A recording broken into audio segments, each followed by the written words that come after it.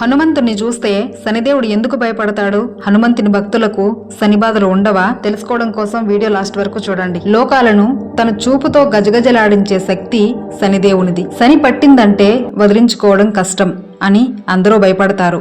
కానీ అదే శనిదేవుడు ఒకరిని చూస్తే మాత్రం వినయంగా తల వంచుకుంటాడు.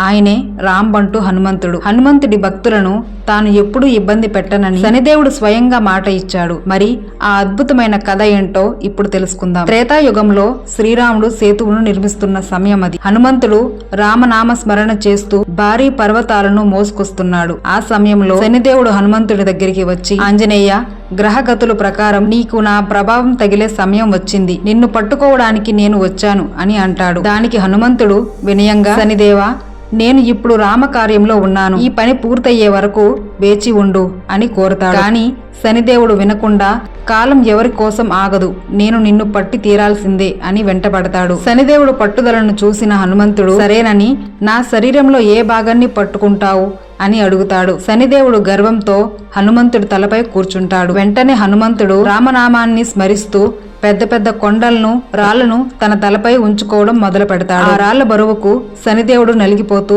ఊపిరి ఆడక విలవిలలాడిపోతాడు. తప్పించుకుందామని చూస్తే హనుమంతుడు తన బలమైన తోకతో శనిదేవుణ్ణి గట్టిగా చుట్టేసి బంధిస్తాడు. హనుమంతుడు వేగంగా ఎగురుతూ పర్వతాల మధ్యను తిరుగుతుంటే ఆ రాళ్లు రాపిడికి శనిదేవుడు శరీరం తీవ్రమైన గాయాలతో రక్తం ఓడుతుంది. శనిదేవుడు గర్వం ఆనిగిపోతుంది. నొప్పిని భరించలేక శనిదేవుడు, మహావీర, నన్ను క్షమించు, నీ శక్తి ఏంటో నాకు తెలిసింది, నన్ను వదిలిపెట్టు అని వేడుకుంటాడు. అప్పుడు హనుమంతుడు శనిని వదిలిపెడుతూ ఒక నిబంధన విధిస్తాడు. నన్ను పూజించే వారిని, నా రామనామాన్ని స్మరించే వారిని నువ్వు ఎప్పుడు ఇబ్బంది పెట్టకూడదు. దీనికి శనిదేవుడు అంగీకరిస్తాడు. ఆంజనేయ, నీ భక్తుల జోలికి నేనెప్పుడూ వెళ్ళను. ఎవరైతే నిన్ను భక్తితో కొలుస్తారో వారికి నా వల్ల కలిగే కష్టాలు తొలుగుతాయి. నా పీడ వారిపై ఉండదు అని మాట ఇస్తాడు. గాయాలైన తన శరీరానికి హనుమంతుడు నువ్వుల నూనె ఇస్తాడు. అది రాసుకోగానే శనిదేవుని బాధ ఉపశమిస్తుంది. అందుకే శనిదేవునికి నువ్వుల నూనెతో అభిషేకం చేయడం ఆచారంగా మారింది. శనిదేవుడు మన కర్మ ఫలాలను ఇచ్చే దేవుడు కానీ చెడు చేసేవాడు కాదు.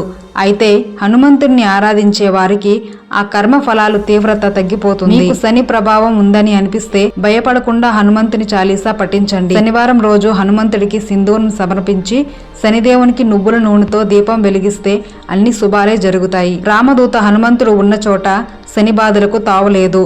ఈ వీడియో మీకు నచ్చితే లైక్ చేయండి, షేర్ చేయండి. మరిన్ని భక్తి విశేషాల కోసం మా ఛానల్ని సబ్స్క్రైబ్ చేసుకోండి. జై శ్రీరామ్, జై హనుమాన్.